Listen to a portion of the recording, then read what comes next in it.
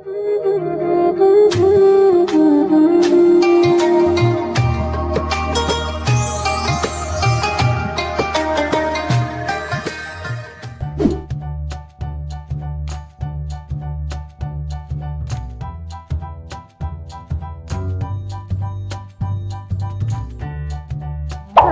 sahabat muslimah.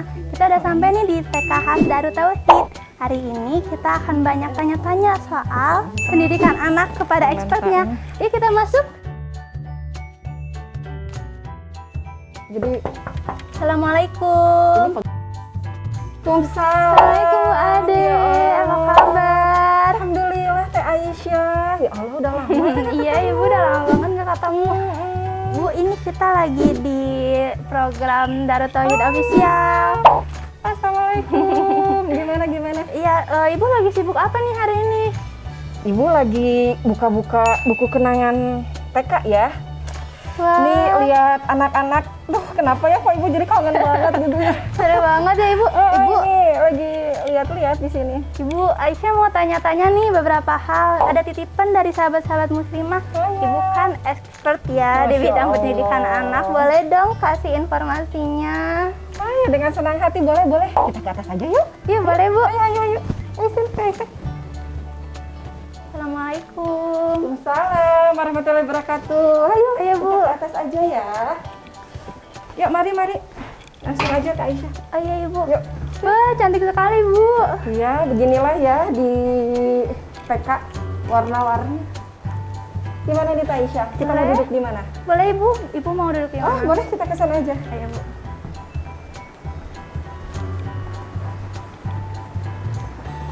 Ya. Gimana nih Kak Aisyah? Boleh kita buka dulu ya maskernya biar enak ngobrolnya. Iya, boleh.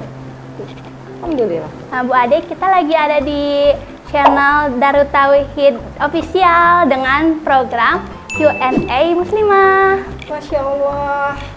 Ibu pernah tahu loh ini channel ini. Pasti banyak pertanyaan kan? Iya nih Bu, udah banyak nih pertanyaan dari sahabat muslimah.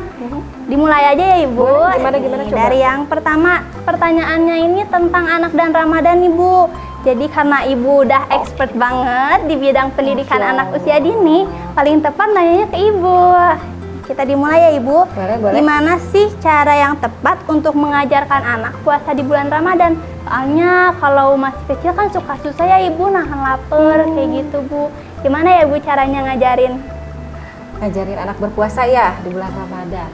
Tapi ngomong-ngomong pengalaman, jangan-jangan Kak Aisyah juga waktu kecil gitu nggak? Iya Ibu, Nahan lapar lumayan. nggak kalau lagi Iya. Ramadan? Betul ya. Jadi kalau mengajarkan anak ketika bulan Ramadan, pertama adalah tetap, walaupun itu tahapan anak usia dini, kita harus memberikan pemahaman. Hanya pemahaman ini konteksnya harus disesuaikan dengan tahap perkembangan anak. Pemahaman kepada anak usia dini nggak bisa kita mengajarkan seperti kepada anak yang dewasa. Nah, ada beberapa kesalahan orang tua ketika memberikan pemahaman kepada anak dalam konteks Ramadan for kids ini, begitu ya.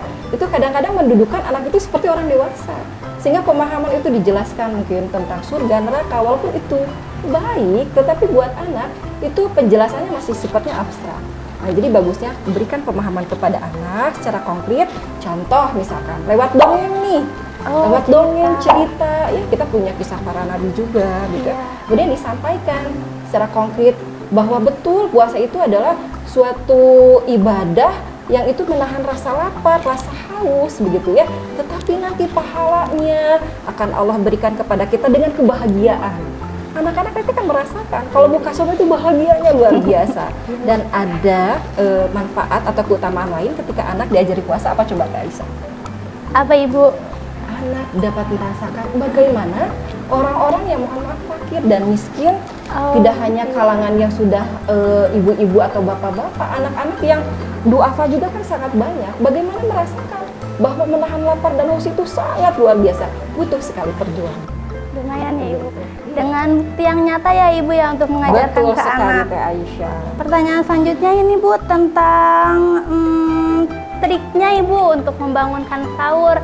Kan suka susah ya Ibu, bangun subuh aja kadang suka susah, apalagi untuk sahur yang lebih awal daripada subuh nih Bu. Gimana caranya membangunkan anak ketika sahur? Betul, sahur juga kan bagian dari kegiatan Ramadan ya. Nah, tadi Bu menceritakan baru memberikan pemahaman kan? Iya. Sebetulnya ada Teh Aisyah bagaimana membangun semangat kepada anak ketika sahur itu dibangunkan dan mereka tidak ruwet gitu ya, tidak bete begitu ya, kemudian akhirnya sahurnya bablas begitu ya dan lain sebagainya. Kepada anak kita tentunya harus mendampingi dengan pendampingan yang menyenangkan. Butuh motivasi kepada anak itu, hanya motivasi kepada anak juga sama. Sesuatu hal yang positif bisa jadi negatif motivasi itu kalau motivasinya tidak disesuaikan dengan aspek perkembangan anak. Misalnya contohnya kalau motivasi kepada anak, sampaikan, Dek, ayo kita sahur nih, menu sahurnya luar biasa Bunda bikin, menu kesukaannya Adek begitu ya. Kemudian yang kedua adalah cara membangunkan Kak Aisyah. Ini jangan salah nih bunda-bunda semuanya dan para muslimah begitu ya, di program Q&A ini membangunkan anak ketika sahur itu adalah kesan pertama anak, membuka dunianya di hari ini dengan bahagia ya, dengan semangat, sehingga bunda ketika membangunkan anak ketika sahur juga harus dengan pendampingan yang baik, dengan tenang, membahagiakan gitu ya, sehingga anak nanti akan sahur dengan semangat dan tentunya mengawali saum dengan baik ya. Yang ketiga adalah atur waktunya gitu ya. Sebelumnya mungkin di malam hari kita sudah sampaikan bahwa kita akan membangunkan nanti di pukul misalkan 3:30 atau jam 4 dan sebagainya gitu. Harus dengan pembawaan yang ceria ya Ibu, biar Pembawaannya senang harus terus ceria, ya Ibu ya. senang terus nanti anak-anak ya begitu. Lalu nih Ibu ada pertanyaan selanjutnya. Ini kan anak kadang suka main, capek gitu ya Ibu. Kadang azan duhur tuh udah minta makan Bu. Gimana nih Bu Kasian caranya? banget ya. Iya udah capek, Iya, haus betul. gitu Bu. Gimana caranya buat memotivasi anak biar sampai ke maghrib gitu Bu puasanya? Kak Isa menjiwai sekali nih. Ada pengalaman ya Kak Isa juga gitu Iya, ya. Kalau kadang Zoom udah mulai kerasa kan. Ya Apalagi udah anak-anak ya. kerubuk-kerubuk gitu, Bu. Ya. Ya, kalau anak-anak pasti lebih banyak berjuang begitu ya. Jadi kalau untuk mempertahankan semangat anak ya, biar apa ya, kalau bahasa Sunda mah ngabebenjokeun mungkin ya. Ngabebenjokeun itu artinya biar memberikan sebuah hal yang menarik sehingga anak itu nanti sampai itu saumnya di maghrib, orang tua bisa memberikan pemahaman, analogi konkret kepada anak bahwa saum itu seperti perjalanan kita mau memakai kendaraan mobil, bis yang disukai anak, misalkan kereta api ataupun perahu dalam sebuah lautan yang luas gitu ya. Kita akan sampai tujuan nanti di maghrib itu tiba. Jadi kalau kita sampai zuhur itu baru setengahnya gitu ya. Jadi diberikan semangat bahwa di perjalanan laut itu kita lihat nanti ada pohon kelapa, ada tanaman-tanaman yang indah, ikan-ikan yang bisa kita lihat, dan nanti kalau kita sudah sampai ke tujuannya itu pasti akan bahagia sekali. Dan yang kedua, jangan salah. Anak-anak itu biasanya motivasi turun itu kalau sudah jenuh dan bosan. Menurutnya itu tidak menyenangkan, sehingga orang tua wajibun kudusun harusun ya. Artinya memberikan hal-hal yang menarik untuk anak, misalkan melalui proyek permainan, dan ingat orang tua harus terlibat di dalamnya gitu ya. Tidak hanya permainan itu kaku, udah diberikan ke anak saja gitu ya. Banyak sebetulnya permainannya Kak Aisyah. Bocorannya nanti bisa lanjut ya dengan Ibu Ade begitu ya. Boleh, Ibu. Bisa dengan kita membuat hiasan di origami, kemudian cooking class, menyiapkan nanti untuk menu buka saum, kemudian diari Ramadan, membuat kolase, kemudian ditempel dekornya di kamar gitu ya. Kemudian kita juga bisa meronce ya, membuat percobaan sains untuk anak-anak sehingga anak-anak dengan jiwanya, karakteristiknya senang sesuatu hal yang baru, atraktif, kemudian anak yang super peniru ulung gitu ya, itu nanti Ramadan itu akan penuh dengan kesan yang sangat indah begitu. Kurang lebih seperti itu mungkin ya, insya Allah. Iya Ibu, ini kan Bu dibuat program nih Bu ya yang bagus kayak gini. Kayak anak itu kayak tadi Ibu bilang kegiatan-kegiatan biar anak tetap semangat. Tapi kadang tetap aja gitu Bu, awal-awal puasa nih, minggu-minggu pertama anak masih semangat gitu. Wah, masih mau nih sampai maghrib. Tapi kalau udah akhir-akhir minggu-minggu ketiga, keempat, anak udah capek Bu gitu Bu. Gimana biar anak itu tetap gitu semangatnya dari awal puasa sampai akhir itu masih tetap semangat gitu Bu sampai maghrib. Iya, betul sekali Kak Isa. Kalau tadi kita berbicara anak itu bisa sampai finish di maghrib, sekarang berbicaranya saumnya 30 hari ini gitu ya, bisa sampai nanti di akhirnya. Nah, sama selain tadi analoginya kita sebut seperti sebuah perjalanan, di sini butuh kebersamaan, kekompakan keluarga, bahkan pasangan juga harus kompak, ibu dan ayahnya, tidak boleh setengah-setengah dalam memotivasi kepada anak ya, sehingga anak nanti akan terus bersemangat walaupun di pertengahan Ramadan sampai nanti menuju akhir itu anak-anak akan tetap semangat dan menyelesaikan saumnya.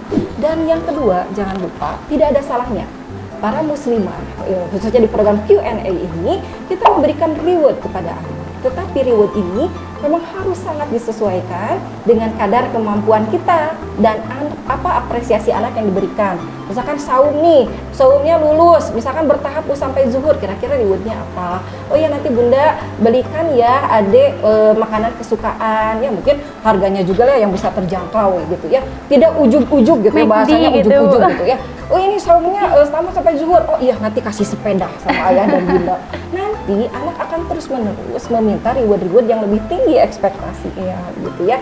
Bisa dipahami nggak ya? Mudah-mudahan ya Kak Aisyah ya. Ya insya Allah. Kayak baju lebaran itu Bu gimana? Boleh nggak Bu? Baju lebaran, nah itu bisa kalau baju lebaran, tapi harganya juga disesuaikan dong gitu ya. Nah Ibu, kalau di TK khusus Darut Tauhid ini ada program sendiri nggak Ibu khusus tentang Ramadan?